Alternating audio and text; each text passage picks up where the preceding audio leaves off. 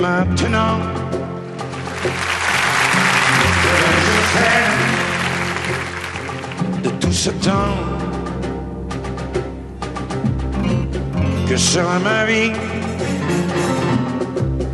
de tous les gens qui m'indiffèrent? Maintenant que tu es parti toutes ces nuits,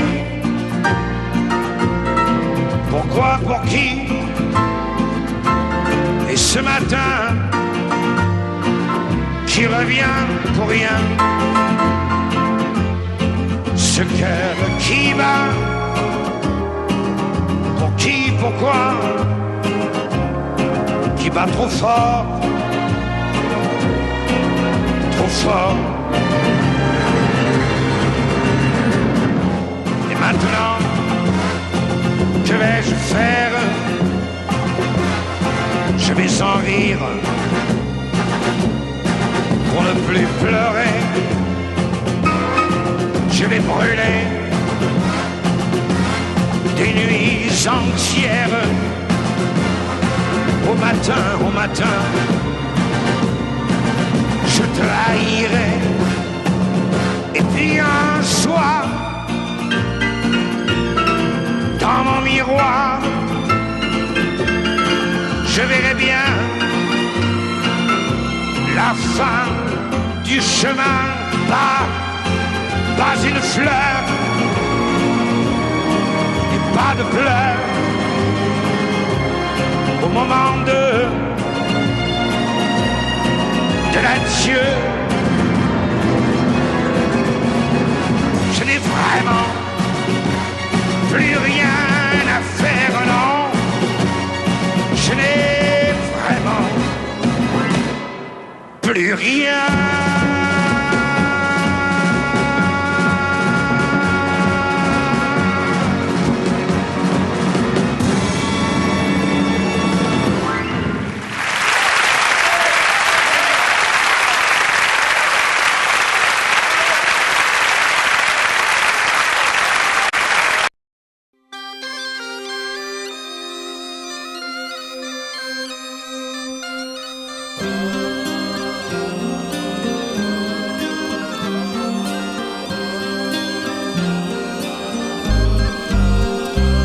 Le vent souffle sur les plaines de la Bretagne armoricaine. Je jette un dernier regard sur ma femme, mon fils et mon domaine. Hakim, le fils du forgeron, est venu me chercher. Les druides ont décidé de mener le combat dans la vallée, là où tous nos ancêtres, de géants guerriers celtes, après de grandes batailles, se sont imposés en maîtres. C'est l'heure maintenant de défendre notre terre contre une armée de cimériens prête à croiser le fer. Toute la tribu s'est réunie autour de grands menhirs pour invoquer les dieux afin qu'elle puisse nous bénir. Après cette prière avec mes frères sans faire état de zèle, les chefs nous ont donné à tous des gorgées d'hydromel. Pour le courage, pour pas qu'il y ait de faille, pour rester grand et fier quand nous serons dans la bataille. Car c'est la première fois pour moi que je pars au combat, et j'espère être digne de la tribu de Dana.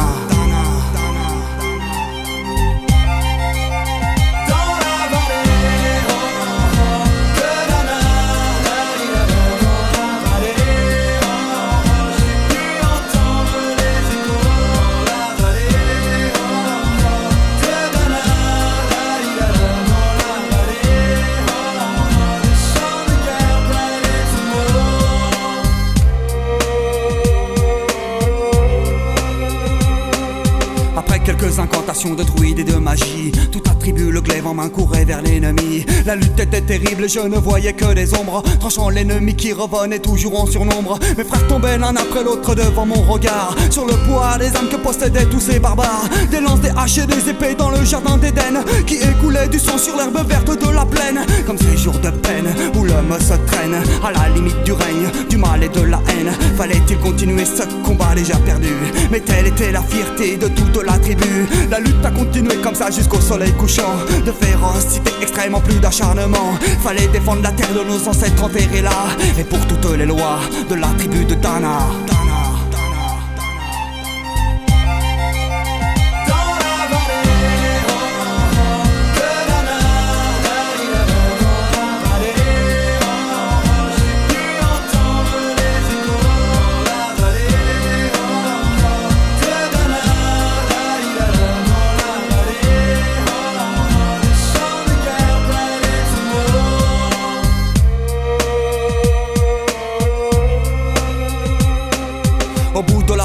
On entendait le son d'une corne, d'un chef ennemi qui rappelait toute sa horde. Avait-il compris qu'on lutterait même en enfer, et car la tribu de Dana appartenait ces terres. Les guerriers repartaient, je ne comprenais pas tout le chemin qu'ils avaient fait pour en arriver là.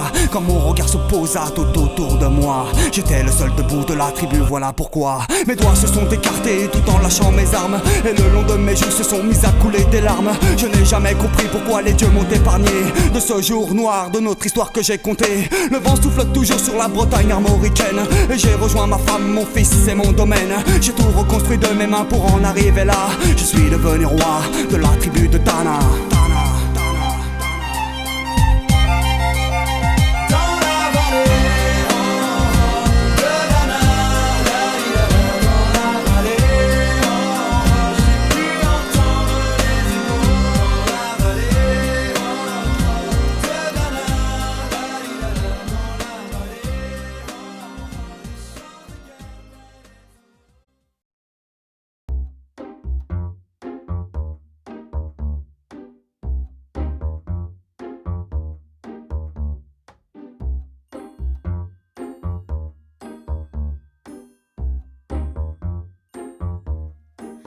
Oh ma douce souffrance, pourquoi s'acharner, tu recommences. Je ne suis qu'un être sans importance. Sans lui je suis un peu paro. Je déambule seul dans le métro, une dernière danse pour oublier ma peine immense. Je veux m'enfuir, que tout recommence.